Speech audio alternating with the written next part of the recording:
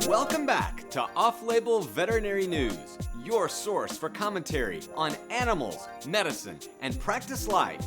This week, holiday scheduling tips for veterinary clinics. Well, it's that time of year again.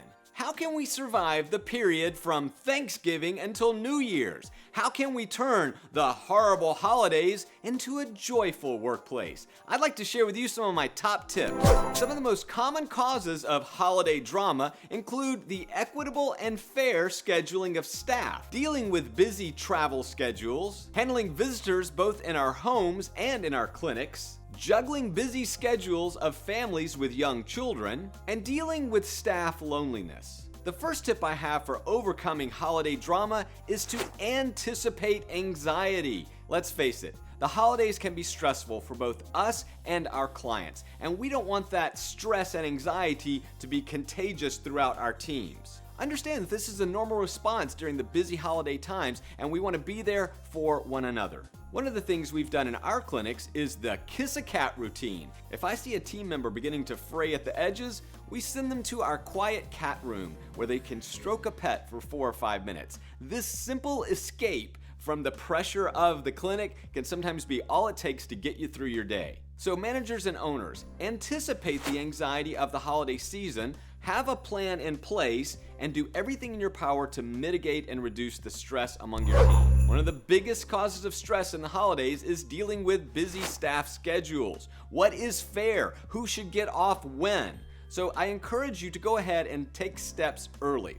The first thing that we do is we have our staff members submit a request for time off during the holidays. Now, you can do this months or weeks in advance, but we sort of get everybody together and say, what time off do you want? We encourage our staff to solve scheduling problems on their own. Ideally, they already come to you with a solution in hand. I need to be off on Christmas Day, but I'm going to work on New Year's Day for Sheila. But what happens when staff members can't solve the schedule problems? What happens when you have conflict over a date? That's when owners and managers need to have some sort of system in place to prioritize time off.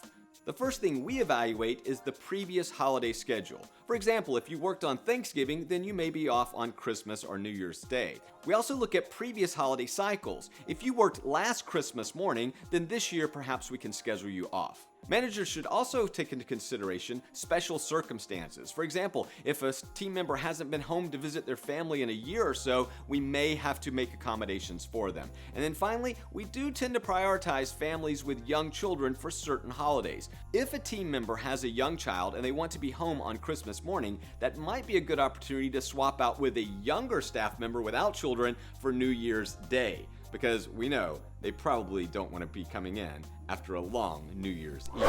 Another important element of reducing stress during the holidays is to strategically schedule your appointments. For example, scheduling new puppy, new kitten, new visits the day after a major holiday when you're going to be dealing with diarrhea disasters probably isn't the best idea. Another reason I don't like scheduling routine visits the day after a holiday is it has a negative impact on that experience. Let's say it's a client who's never been to my hospital before and suddenly I'm inundated with 15 different diarrhea and vomiting cases. Well, I'm not going to have the time and focus for that individual. Look at your schedule and perhaps give yourself a little extra freedom there and flexibility in terms of open slots, because we all know inevitably that Aunt Mara is going to bring her cat to visit and it's going to have some type of problem and you're going to have to see it the day after a holiday. Even though sometimes we get a little bit anxious, we look at that schedule and say, wow, we only have 4 appointments scheduled.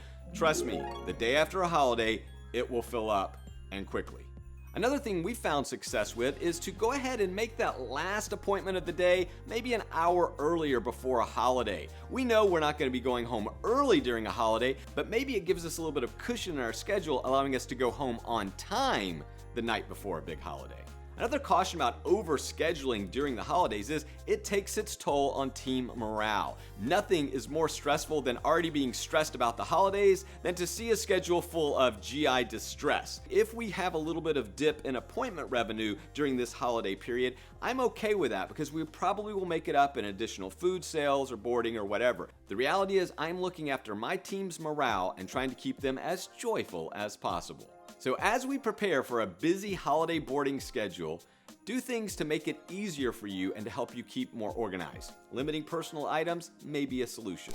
You can also help reduce holiday stress by preparing the day before a major holiday. Consider pre-measuring food, putting it in Ziploc bags along with any medications the day before the holiday, so on Christmas morning you can roll in, distribute the food, and be done. Make sure personal items are well organized and easy to retrieve in case you have to discharge a patient during a holiday. Nothing is worse than searching for that collar or favorite toy and not having a clue during the clutter of Christmas. Make sure laundry is done, packs are prepared, everything is cleaned up as much as possible, because we really want to minimize the extra effort required on holiday morning.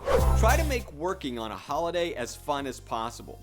This includes taking care of our pets and our people. One of the things I found effective is to have your staff share in the holiday spirit with the pet patients that they're serving. So maybe it means giving the pets an extra special treat or a little gift. Somehow include them in the holiday time. But don't forget your staff. I like to leave them a special gift or a handwritten note, some food, whatever it is. Just make sure that they know you acknowledge and appreciate their efforts. Preparation can help reduce stress during the holidays. Develop a plan today, anticipate anxiety, and do everything in your power to make this season a joyful one for your staff. Well, that's it for another episode of Off Label Veterinary News. If you like content like this, be sure to hit that subscribe button and ding the bell so you'll be notified when content like this drops on your internet doorsteps. Until next time, happy holidays!